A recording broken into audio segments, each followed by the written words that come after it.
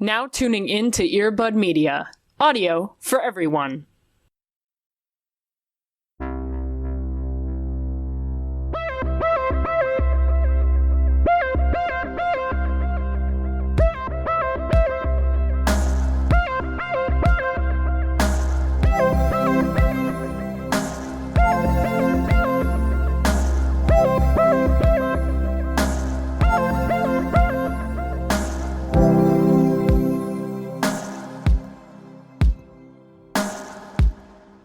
Applause, please.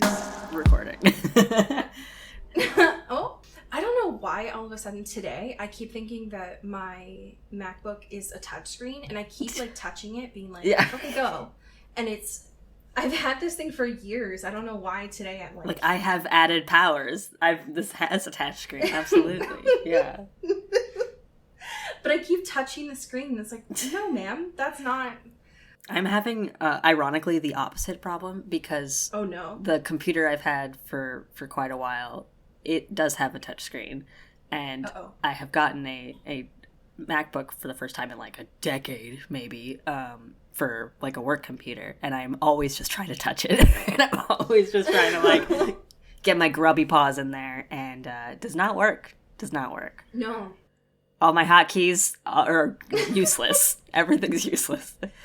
I mean, it'll let you touch it. It's Sure. just nothing will happen. Right. It won't like it either, I don't think. Anyways, hello. Hey. Welcome to Into the Technology. Into the Tech Corner, your We're your favorite tech Gay podcast. Geek Squad. Yes. We're going to tell you all the hot tips and cool tricks. And we're going to stress out if you ask us to put on a screen protector. Because we'll be shaky and not we our can't. job. It's not our job. We can't do it. No. We're just going to tell you about all the new, hot, cool tech that's coming out. Yes. Hey, folks, have you heard about Google Glass? Have you heard? Have you heard? No, I don't. Please don't make me do that. Please don't anyone double down on that.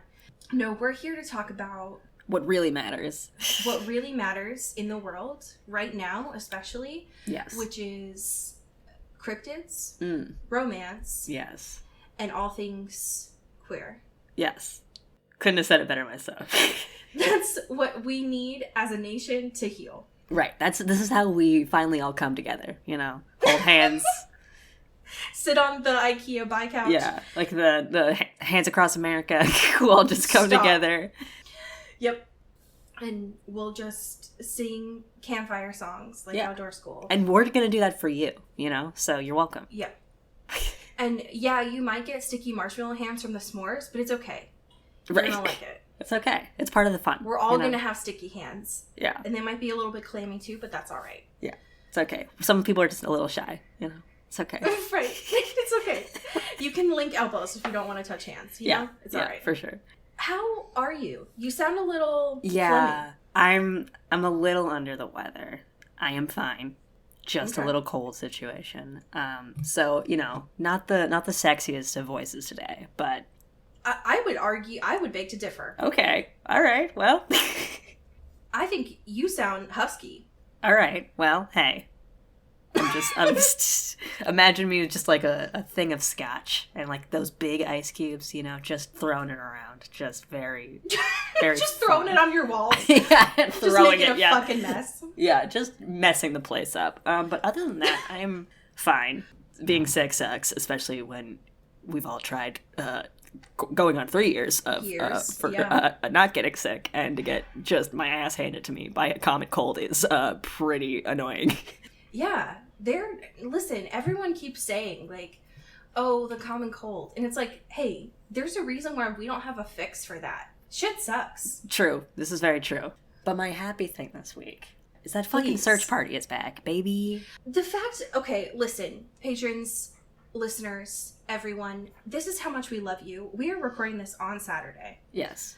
The search party dropped last night, and we are both taking time out of our schedule to stop watching Search Party to record for you. We could have forgoed this entire project, this entire 5 years, because we just could have marathoned this and not have done this job. But we're here for 100%. you. I'm very excited. Obviously, it's fucking one of the best shows on television.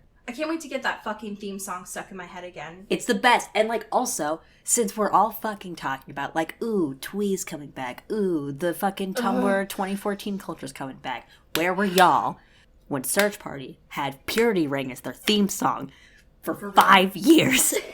They were doing the fucking Tumblr revolution shit. They've been way here. back. They've been here, okay? Also, can I just say that all these motherfuckers on TikTok who are like spreading the good word about bringing 2012, 2014 fashion back. Mm-hmm. We've been here. Yes. We have been doing that. Respect your elders. Okay.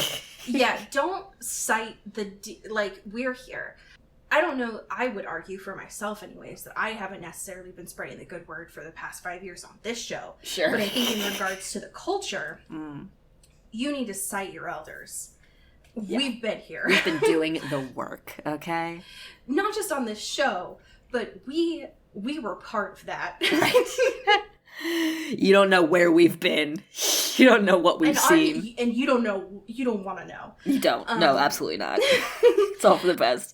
The amount over the past week alone, which this past week has been the longest week of my entire life, seeing Twee come back, seeing she and him as a sound on TikTok made me want to pass out. Stop. No, Cody, you don't understand. I heard Never Shout Never on my TikTok, and I wanted to throw my phone out the window because I tried to bury that part of myself and forget it existed. And yet I'm being slapped in the face with it again. Yeah. I saw someone unironically getting a mustache tattoo. Oh, I saw that. And reclaiming it as queer culture. Yeah.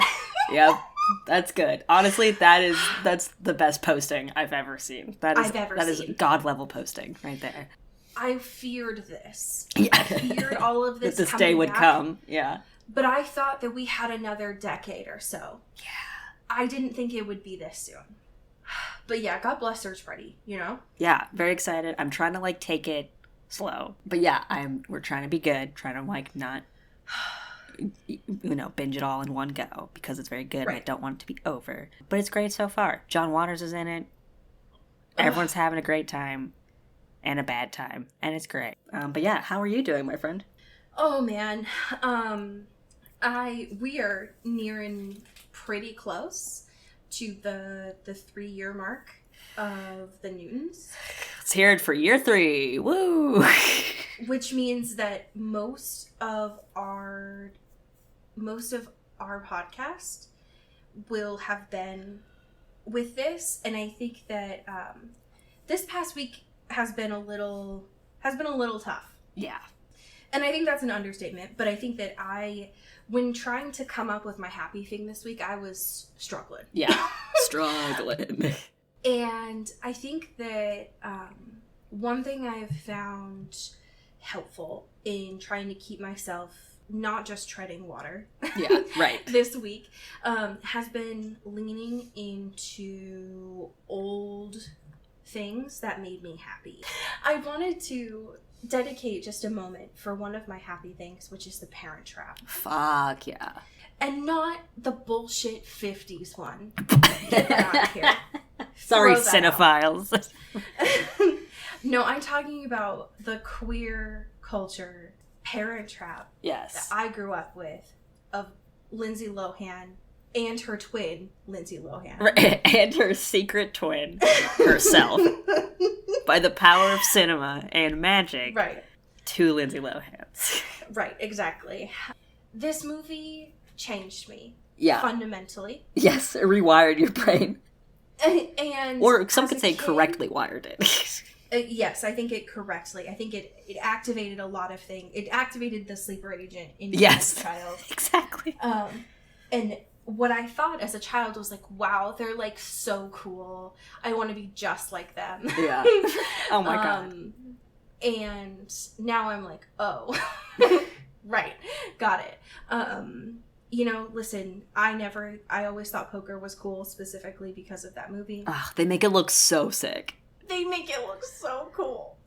one of my favorite icebreakers when talking to people around my age is the fact that the movie, when I saw it, had the ear piercing part, but the DVD... Did they take it out? They did, what? Yeah. I never knew that. That's nuts. Yeah, because it was like... I mean, that scene is wild, for sure. Doing it. Yeah, right, because it's very incentivizing. Right, because it's like, hey, because as a kid, you're like, I could do that. I have a needle and an ice cube. and an apple. Like, I could do that. Right, and an apple, yes, right. Anyways, I could go on forever about this movie, but I appreciate it immensely for how much it changed me and also a lot of people I know. Yeah, absolutely. So, what a film. What a film. And great music. Great hijinks. The fact that I thought Lindsay Lohan's mom was Princess Di for a lot of my life. A redacted amount of time. Yeah, for an X amount of time. And now, listen, they modeled her after her, so that's not my fault. Right, so that's on them. So that's on them. But, God bless that movie. If you haven't watched it and that brought you joy, highly recommend it. Yeah, go for it. So, amazing things. We have one piece of current events. Hell yeah. But our current event, unfortunately, talks about one of my biggest fears, which is Funko Pops. So... we hate to have even transgressed into this space, because we are not shoogy in that regard. I don't like looking at their eyes. I don't like them. Yeah, they just look bad. I hate them. They make me angry. Like we talked about this last year, but they're like Beanie Babies. Yes, right, but so much worse. A lot of people keep them in their boxes, and they're like, "Don't touch them. These will sell. These will sell for a lot later in life." And it's like, no, they won't. Yeah, no, they won't. Don't be. Come on. No, they won't. You know, it's okay. Let's just be honest with ourselves, okay? They're plastic. I do think it is worth mentioning, though, that we're not just talking about Funko Pops in general. We're talking about the Batman Funko Pops. They're here. They're coming. They are funny. Yes. I don't know if they intended to be funny, but they are. The Batman one specifically is fucking hilarious because he looks like he's gonna throw hands. And he looks so angry about it. He, even though there's no mouth, looks very mad. Yes. Very furrowed brows under his little mask. And he's got the tiniest little fists just ready to go. Ready to punch. Such small fists. And also, weirdly enough, is in a type of body posture of like, hey, do you want some of these watches? Right. Yes. Yeah, literally just being like, come on in. I do love the Bruce Wayne / Robert with the like smoky eye. The smoky eyes. Because it looks indiscernible from one, just Robert and Jeff. Yes. Yeah. Which I love. Because I feel like that is just him on any given day. But when I think about the love of my life from the different universe, not DC, but when I think about Marvel characters of Bucky Barnes, it looks almost indiscernible. Yeah, for real. Oh my god, they also gave him a little car. a little Funko Batmobile. That's cute. The keychains are hilarious. Yeah. They're just smaller. They're just somehow even smaller. What I will say about the Catwoman one, though, is that it doesn't look like Zoe Kravitz. It does look like Halle Berry. Yes, it really just feels like they're going for Halle Berry Catwoman. Am I not mistaken? Didn't Halle Berry play Catwoman at one point? Yeah. Okay. Because it, specifically the one where she doesn't have the mask on, it just straight up looks like her. Yeah, for sure. And maybe that is on Funko Pop for not knowing how to design Black women. Yeah, right. But I could not tell you that is Zoe Kravitz as Catwoman. Yeah, no, not at all. But these things scare me, but I do think that the Batman one is still a little funny. Yeah, I like looking at it, which is hard. It's not horrible, but it's not great. So, Hey. You know, whatever. Greatest review we could give. You did it, Funko Pop. I am very excited to chat with you about the end of this book. We did it. We finished it. We somehow, and I feel like I want to give a moment of celebration because I don't know that we've ever finished 2 books this quickly. That's true. We really, breakneck pace. So thank you, Ferrero Rocher, for making very short books because that is it's a breath of fresh air on these sides, these parts. I agree. I feel like the 2 books here are the length of one of Stephanie's books. And so it is so nice to be like, wow, we're really kind of getting through this series. Yeah, we're reading. We're literate. Where Stephanie would be like, all right, let's just slow it down a little bit. Right. Yeah. And it's just refreshing to feel like we're getting somewhere. Yeah. But when we had last left off in the book that we originally said had no plot. Right. Whoopsie. Listen, what I will say about Ferrero Rocher is very similar to Stephanie. She does kind of put all the plot at the end. Yeah, just really loads it up with plot. Yeah. Is last time there was a lot of talking in dreams. Yes. There was a lot of everyone is getting hungry, kind of struggling. Yeah. And when we had last left off, Adrian was like, listen, Alyssa, you don't need your medicine anymore to be... Just smoke clove cigarettes like me, and you'll be fine. Right. And not want to die. Yeah. And Rose is hearing this hundreds of miles away, being like, hey, listen, don't... Cut that shit out. Let's not do this. So that's what I remember. Yeah, I think it's funny because last time we were like, things seem pretty dire, you know? And we were like, there's no way they're getting out of this. Like, how could they possibly? This feels like... I do remember saying trapped. No way out. That is not the case, it turns out, in this chapter. So Rose is like hearing this shit and just like pulls out of Lissa's head and being like, I don't want to deal with this shit right now. I hope Lissa makes the right decision, but I gotta figure out what I'm doing here and get a plan to go. Yeah, I kind of have more important stuff at this exact I'm kind of being held captive right now, so I gotta focus on that first, and then I'll go to Lissa and figure that out. I gotta do me. And everyone's just kind of like, you know, humming and hawing around. And she's like, wait a minute, hold up. People can use magic here. we have magic abilities in this room. It took them days. They've been sitting there for days and all getting like, you know, Eddie's fucking on death row right now, like getting sopped up and like all of his blood has left his body and everything. I don't blame Eddie. Eddie is going through it. No, exactly, but they're just letting him like be this little martyr or whatever while they're just like, I wonder what we should do. Meanwhile, 2 people have magical abilities. Yes. And arguably, also Rose, kind of. Right, yes, for sure. And so Rose is like, okay, let's try to signal some sort of situation here. Let's try to get a little bit of context clues in here and try to, like, wink at Christian to use some fire or something to get these cuffs off of our hands.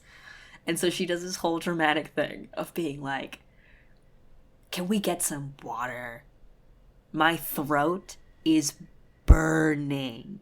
It's practically on fire. And everyone's just looking at her like, what are you talking about? And she's just like looking at Christian like, come on. Like, hello, fire. It is worth noting that Rose makes a point that there are 3 guards in the basement with them today. Yes.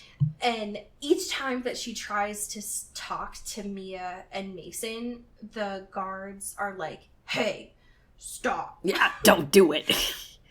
And Rose is like, what can I say that is sort of subtle, but like gets through to these magic users who are really struggling? Like they're really weak right now. Yes. And this is Rose trying to be subtle. Right. This is the subtlety, yeah. It does seem like Christian gets it though. Like he kind of...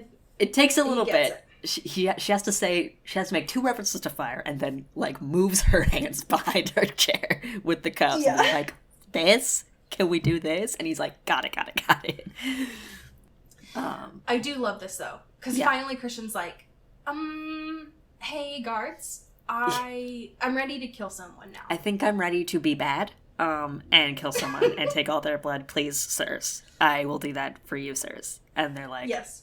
Okay. And you're like, but I want Rose. And Rose right now is scared shitless because she's like, I was not planning on this. I'm a little confused. Also, Christian might do it. Right. We don't know because Christian can be bad. And who knows? He can be bad. And he also kind of doesn't like me. So... Right. And he's depleted of everything. Of all of his, like strength, you know? He could fully kill me right now. Turns out he doesn't. Great. Love that.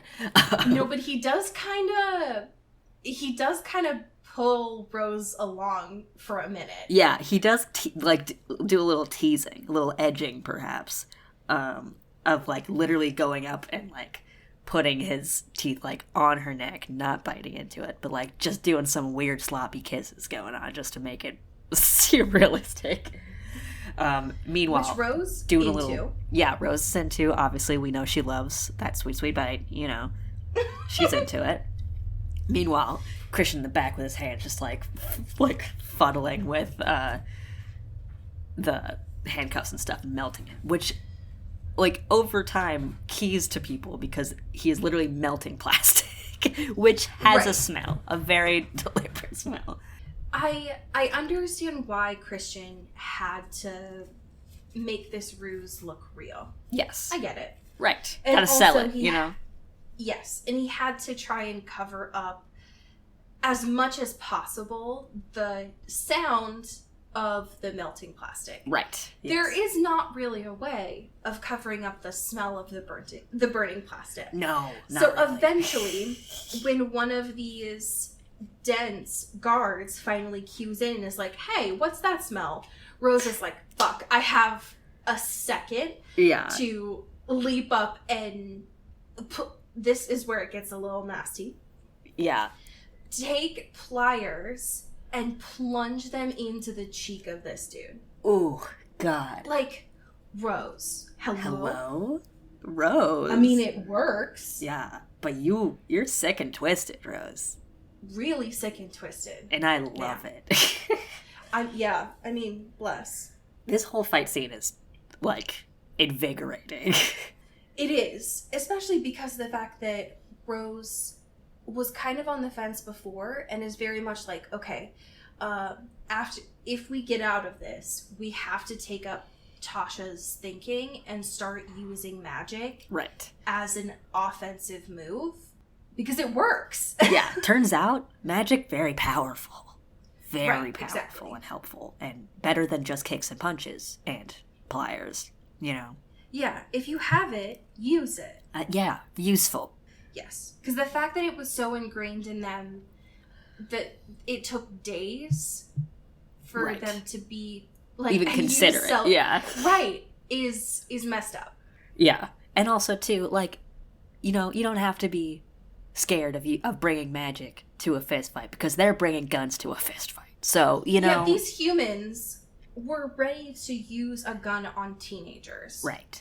So, like, just go for it, you know? Yeah, exactly. I agree. They do seem... It goes by very quickly. Yes. In, like, a matter of seconds. But Rose, Christian, I think Mia, and also Mason are able to, like, subdue all of the the 3 guards. Yes, yeah. Eddie, of course, is down just bad. Trying to stay conscious, alive, yeah. Yeah. Now it's Ocean's 8. Now it's time to let's look, let's peek around, let's try to escape out of here. We did it. Hell yeah. And they're like, okay, all their classes have been about. Should be good. We haven't seen Isaiah or what's her name? I think it's Elena. Elena, yes. Like the Vampire Diaries. Right. And they're like, the guards, they said they weren't in today. They took a day off. They did. They did say that, yes. Yeah. We should be Gucci. But if something, does happen, like, Rose has to be with Mason and being like, hey, they have the whole little talk being like, because she went in to, like, essentially break up with him, but then other things happened because they got kidnapped. Right. And he was like, hey, so he doesn't know that she's feeling some sort of way, not about him. And he's like, listen, I screwed things up. I'm sorry. If we get out of here, we should talk about this and, like, maybe figure things out. And she's just like... And, like, Mason, bless your heart, not the time. Mason, how about we read the room, perhaps? Can we just... To be fair, knowing what we know now, he was. Right. He was. But, yeah. we don't know. We didn't know that then. No, we didn't know. But, so they're talking about this little escape plan. Rose is in the front. Mason's in the rear. With Eddie, holding Eddie. And he's like, I should be first, actually. And Rose is like, no, absolutely not. If anything happens to the first person in the line, you gotta go. You gotta run. Right. You gotta get everyone out of here. And don't worry. And if you can't handle that, you gotta. That's the thing. And he's like, I hate it, but I will do it. This shit pisses me off. Yeah.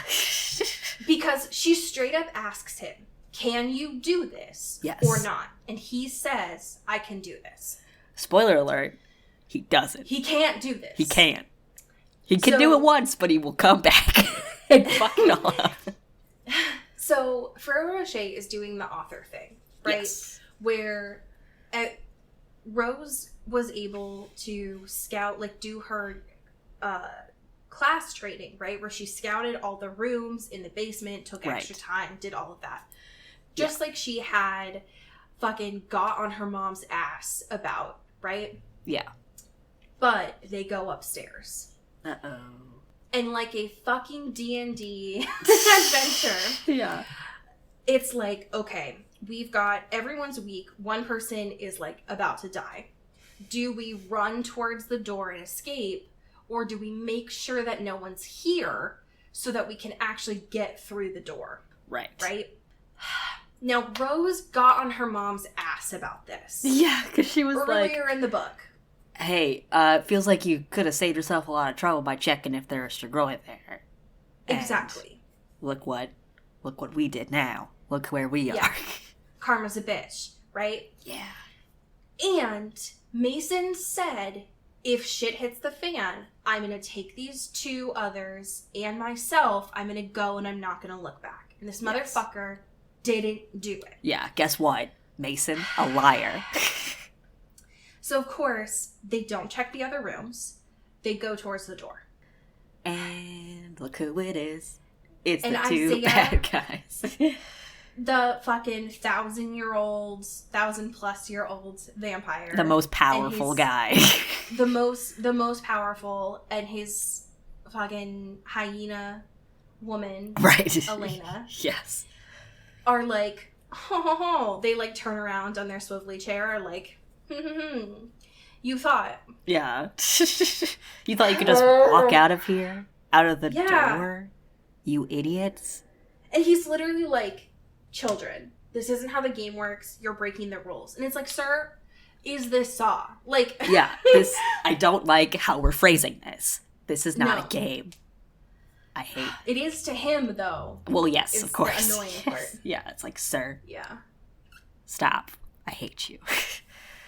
But then Rose is like, all right, let's go into beast mode.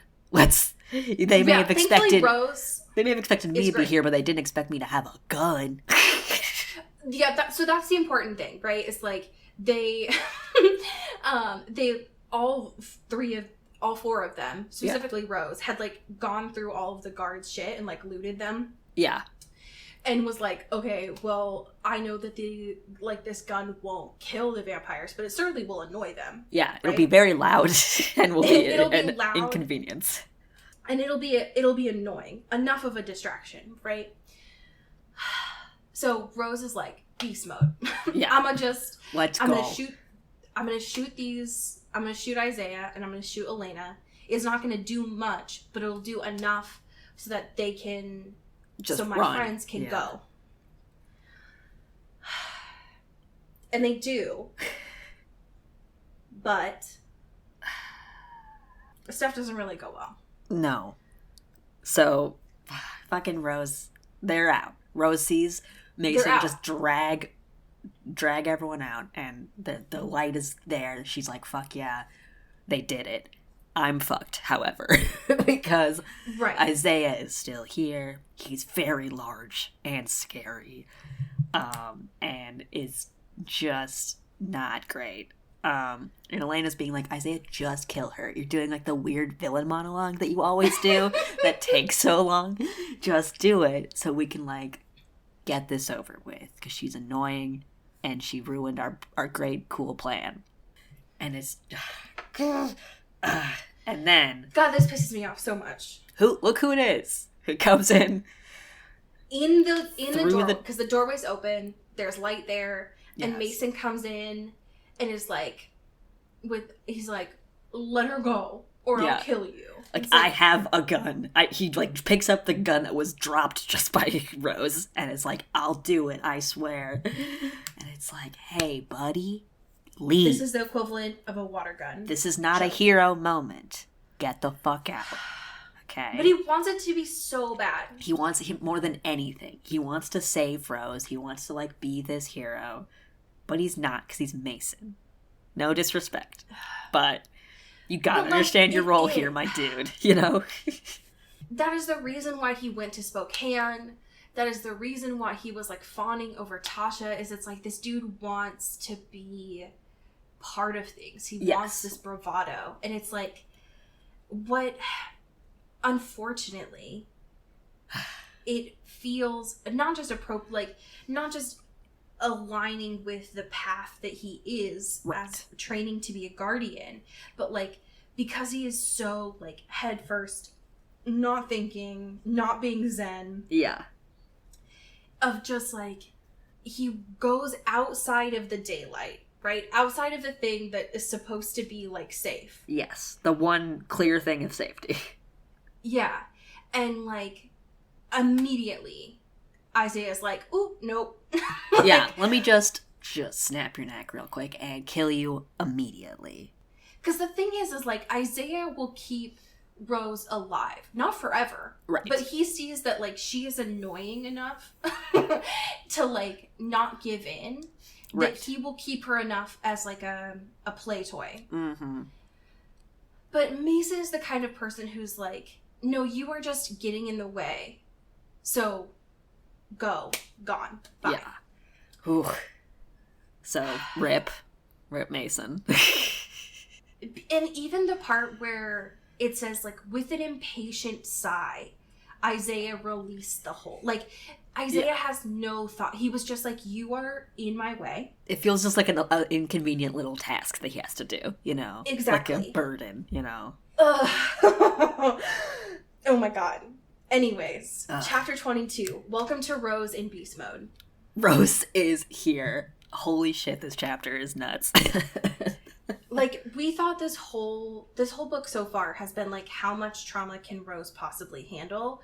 This chapter is somehow the culmination. Yeah, we thought surely there can't be more trauma for Rose. How foolish of us. How foolish we were. I feel like this series is me being for Roche. It's like, you thought. Yeah, bitch, you thought. You thought there would be more trauma. Just laughing in the darkness. Yeah. So fucking homegirl is down bad, astronomically, literally just sitting next, like, just seeing this, her like friend dead in front of her without any remorse or any sort of feeling or any like dramatics about it, just quickly ripped away. And Elena's being like, just kind of going up there, and she's like, do not, I swear to God, Elena, do not touch him. Don't eat him. It's still raw. Stop this. I don't like this. Please. And she's like, all right, I get why Isaiah is being a little weird with you, because you're annoying as fuck, and you should really we should stretch this out as long as we can, because by God. You actually do need to suffer, Rose, before you die, because you are too confident. Yeah. And you shouldn't be this confident. You're a human in front of us. Anyways. Fucking, we have this talk about the Dragomirs, because Isaiah, like, picks up this, like, tchotchke. Oh, Lissa's tchotchke, yeah. That was in Rose's coat, and being like, oh, wow, who even remembers the Dragomirs? What, are there only, like, 2 left? Boring. Like, that'll be next on the list, because it'll be like, bam, bam, die. And then I'll continue to my takeover. Ha ha ha. Love these evil monologues that this man does.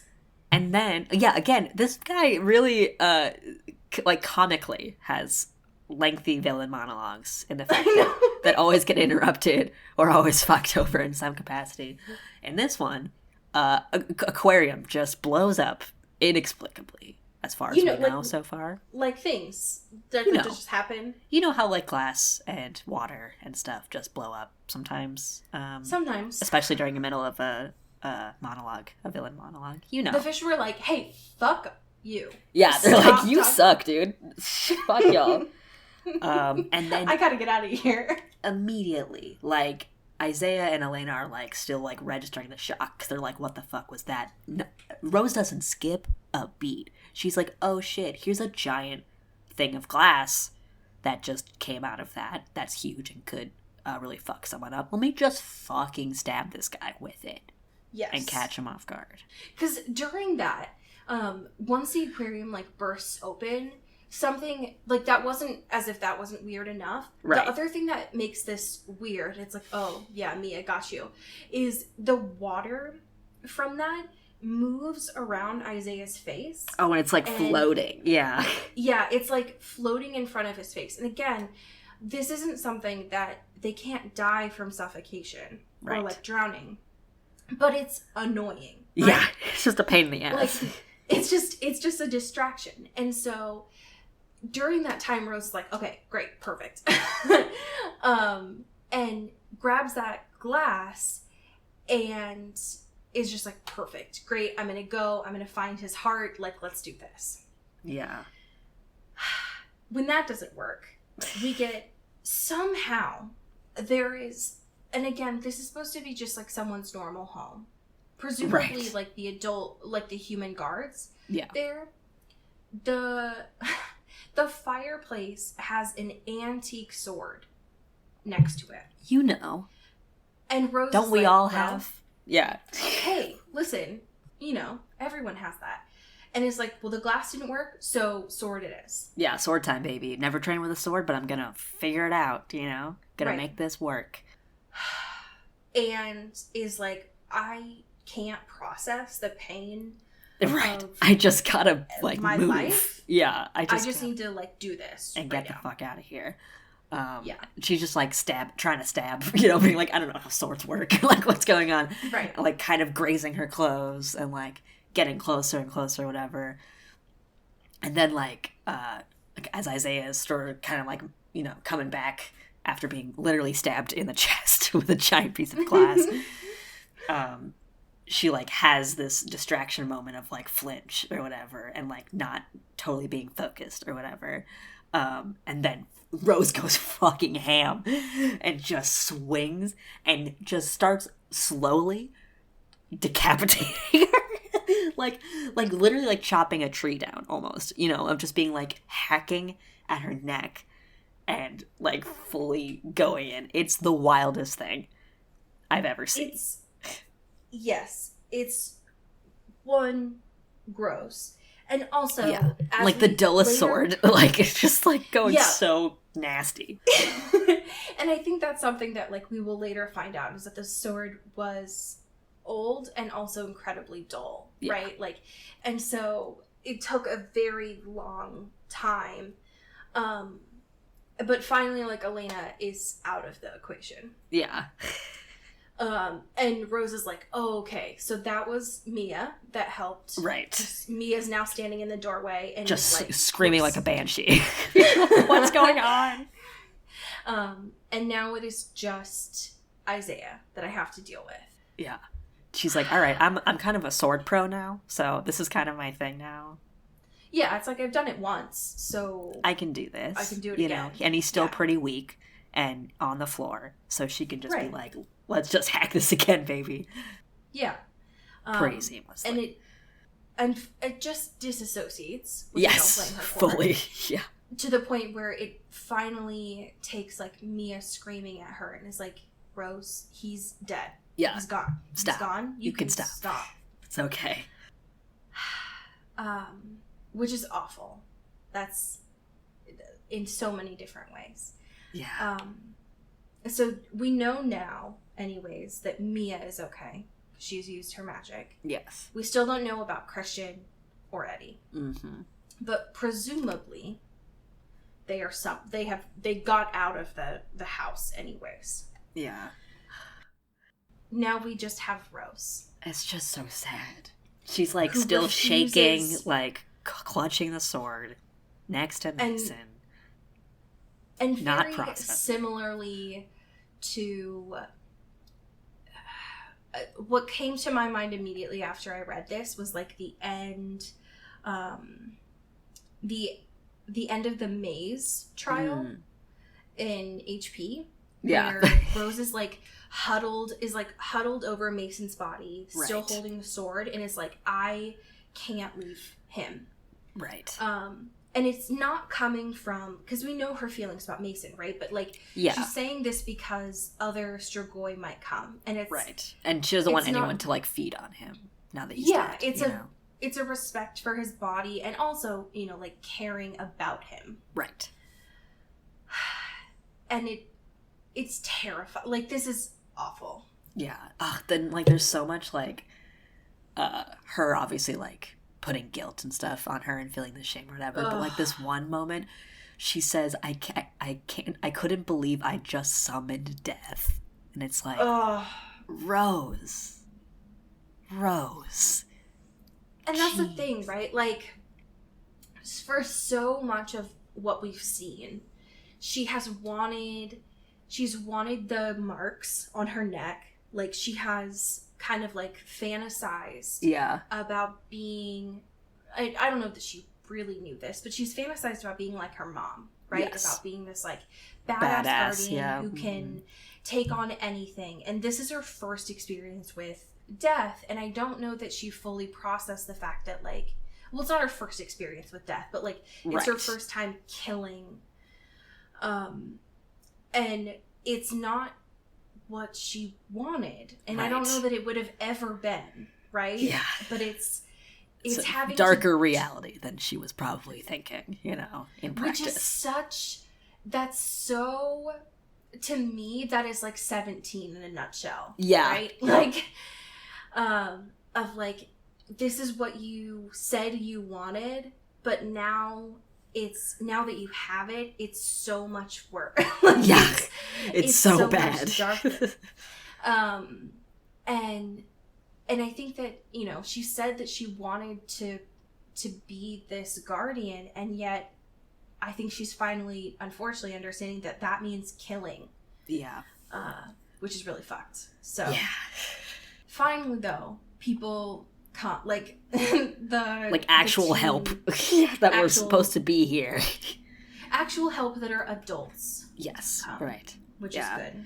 Yeah, we get a nice little moment with Dimitri, because he's like, I know what this is like, and this sucks, and you're not, it's okay, you didn't do this, it's not your fault. Just give me the sword, and just, let's breathe, and let me speak in Russian to you, and you won't understand any of it, but it will be calming.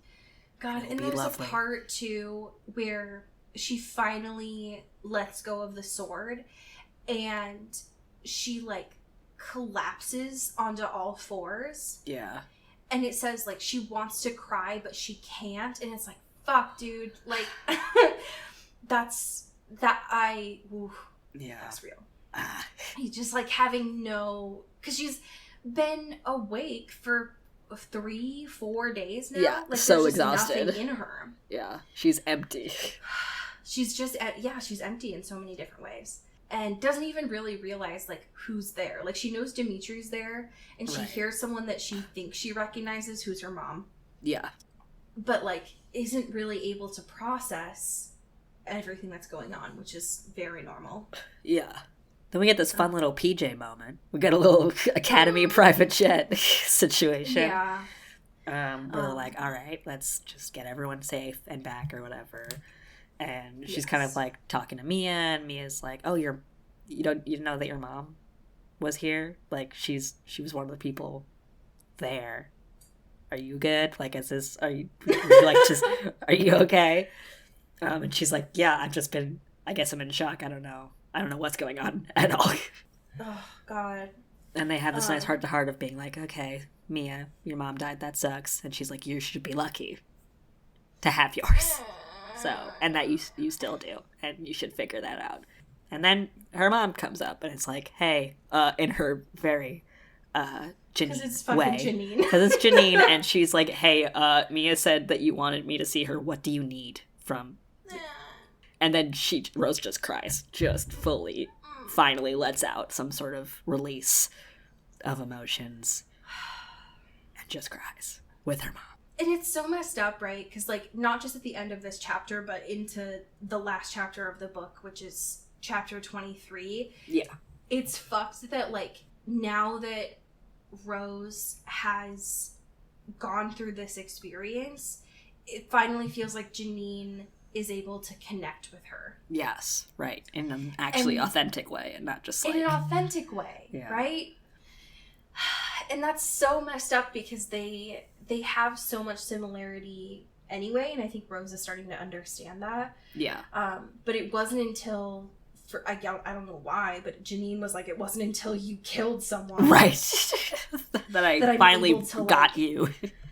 Yeah, that now we have this similarity together. Anyways, chapter 23, they put the flower crown on Rose, like Midsommar.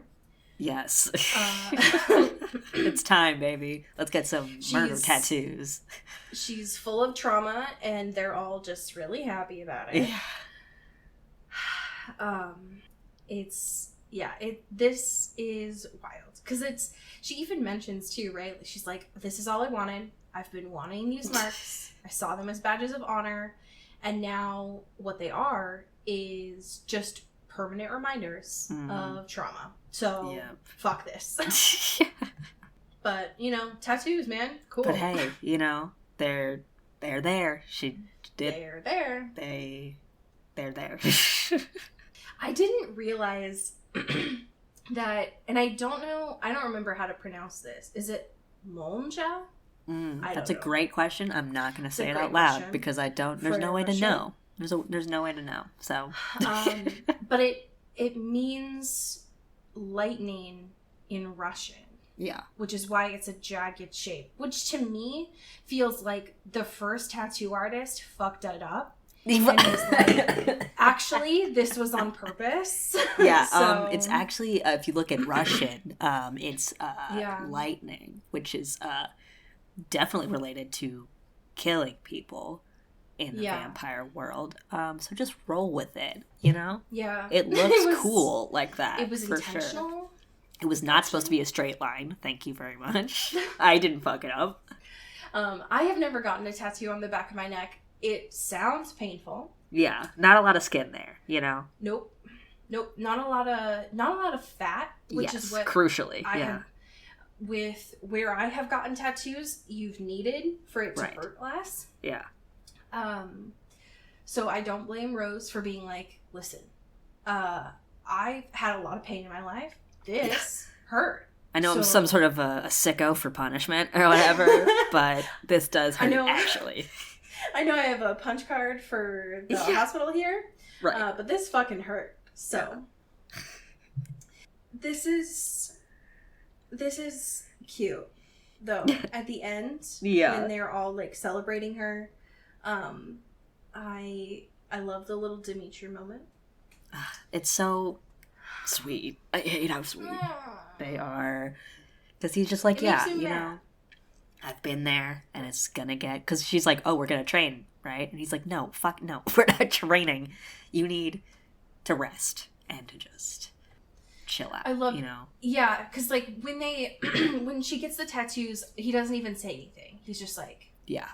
I'm just gonna touch your cheek. And very similarly, like, with her mom, too. Yeah. She's just like, don't ever forget. And it's like, ma'am, she's not gonna.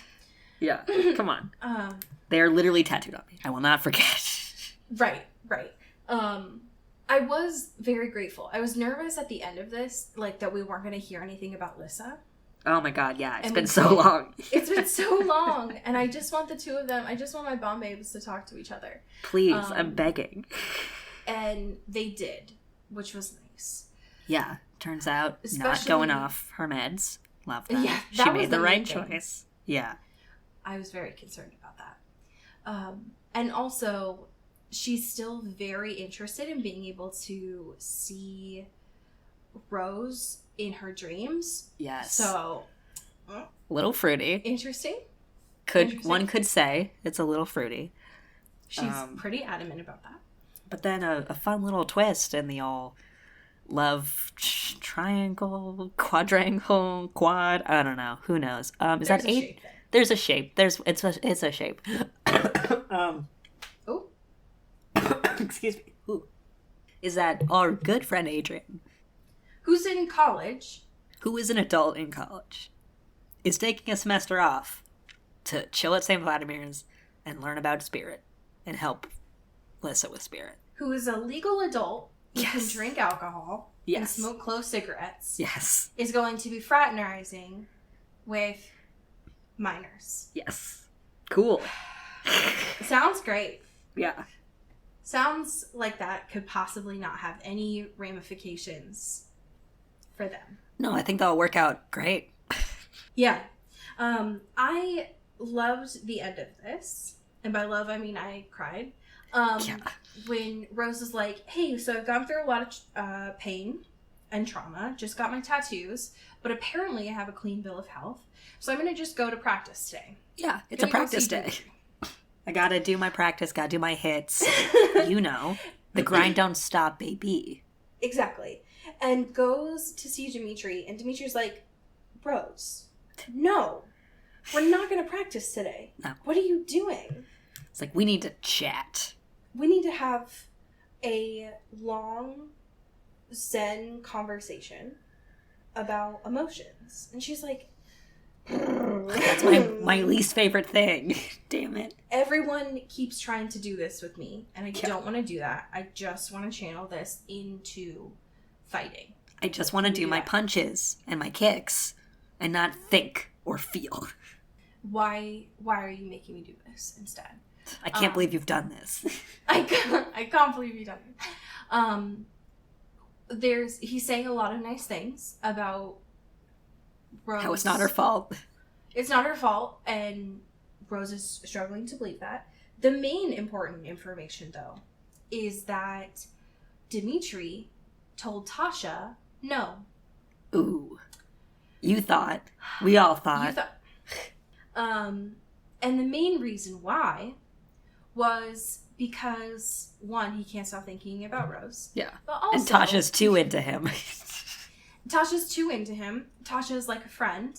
And Rose scares him. So fucking funny. So good. Rose can see right through him, and that scares him. So it's like, you know all of my shit. And that scares me, but excites me. Yeah. Whereas Tasha's just like a friend. Yeah. So I'd rather not do that. Yeah. So they don't do fighting or punching. They just smooch a little. They do a little kiss. They do. A little bit of kissing. Just a little, and then it ends. Yeah. I love too that they're like, you know what? Like, we're not Lissa's guardians yet. So I don't know what the rules are, but I think we can kiss. You know? Yeah. I think we can have a little fun. Right. And they just do it, and it's great. I love it. Yeah. So that definitely, like, there's definitely not going to be any problems with that. No, sounds great. Yeah. Yeah. Especially since the next book is Shadow Kiss. Hello. This thing that folks have been saying to them for a long time now. Right. So it definitely won't have any negative ramifications. No, I'm sure it'll all work out great for everyone involved. Yeah. Okay. Yeah, I'm nervous, but that's fine. We have some fantastic patrons. Hell yeah. To thank. Would you like to start us off? Absolutely. Thank you to Katie Black. Ooh. Thank you to Kylie Minty. Okay. Thank you to Alex Dornan. Ooh. Thank you to Carrie Goldberg. Ooh. Ah. Thank you to Mickey Meyer. Ooh. Thank you to Rebecca Cullen. Thank you to Mulch Gray. Mulch. Thank you to our unofficial intern, Taylor Brown Town Potter. Yes. Thank you to Jasmine Anastasia. Ooh. Thank you to Cassandra Bomer. Thank you to Megan Pattinson. Oh. Thank you to Cassandra O'Shea. O'Shea. O'Shea. Thank you to Alexandra Ozera. Oh. Thank you to Aaron Weber. Thank you to Clark. Oh. That was my bad. Wow. Oh. Wow. I just got so excited. Yeah, you just love Clara Belikov, and who couldn't? So thank you to Clara Belikov. Thank you to Katya Cart. Thank you to Maddie Facinelli. Ooh. Thank you to Genevieve Morgan. Thank you to Samara Rinaldi. Ooh. Thank you to my mom, your mom, our mom, Kelly Beck. Mom. Thank you to Sophia Salinger. Ooh. Thank you to Laura Forty. Thank you to Abby Penn. Ooh. Thank you to Catherine Hathaway. Ooh. Ah. Ooh. And last but not least, thank you to Dan Zeklos. Ooh. Ooh. So I found a fanfiction. Ooh. All right. Here's what I'll say. It is getting very difficult to find fanfictions without fucking spoiling myself. Yes, you're in some scary territory. I still don't know what is truth and what is not. Right. But I am treading very lightly. Yes. Yeah. Because I don't know, and that makes me nervous. So I will just say that and recommend that folks send us fan fictions. Please. One, because I like it. Two, because I don't understand how fan fiction sites work. Their UI scares me. Yes. And also because I'm scared of fucking spoiling myself. Yeah, help us. On most other things, like this is the first time where I've ever been worried about spoilers. Every other thing, I don't give a shit. Right. Usually I actually like seek them out.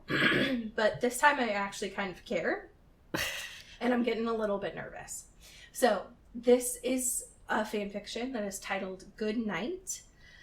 The author, the author is Rincior Gaelic. I might have fucking butchered that. The summary is Rose and Dimitri go through their end of day routine. Started as a one-shot, but I couldn't stop. And this is from chapter 1, which is titled Good Night. Dimitri has an almost religious belief in brushing his teeth. He brushes them for at least 2 minutes every night and every morning, flosses every time, and even uses mouthwash every time. I don't know a single person, whether Maroi, Hampire, or human, who flosses every single time they brush their teeth, but Dimitri never missed it once. It was rubbing off on me. I think partially just because I liked being around him and I felt weird just standing there while he went through his toothbrushing ritual, so I started joining in. When we were done, he carried me to our bed and drew the covers up around my chin before getting in on his side. I rolled over closer to him and traced a finger across his chest. He closed his eyes and smiled, humming low in his chest. I traced up his neck, around his cheekbones, down the bridge of his nose, across his lips, and back down his chest, then rolled over and turned off the light. Rose? You are everything I ever dared to hope for, and more. End scene. Damn. Okay. A little bit of toothbrush action. All right. Just some domesticated fun. That's just so specific. And so yet I niche. feel like it fits him very well. Yeah, I agree. He definitely feels like the kind of person to me who is like very, very regimented. Yeah. That person gets it. So yeah, totally. You understood the assignment. You understood. Well, folks, lean in to your inner child. Watch something that makes you happy this week. Ooh, yes. Report back. Let us know what it is. Because after search party, we will probably need something. Yes. To fill the void. Yes, always. And as we say here in the Pacific Northwest, get bit. And get whipped. Ooh. Ooh. Into the Twilight is an Earbud Media production. You can follow us on Twitter at Into the Twilight or on TikTok at Into the Twilight Show. You can find me at Cody Corral on Twitter and Allie at Alexandria Does. And you can support us on Patreon at patreon.com/Into the Twilight. We have merch, so much stuff. All those links are in the episode description. And make sure to rate and review us on your favorite podcast hosting platform. It really helps the show. Thanks. Bye. You've been listening to Earbud Media Production.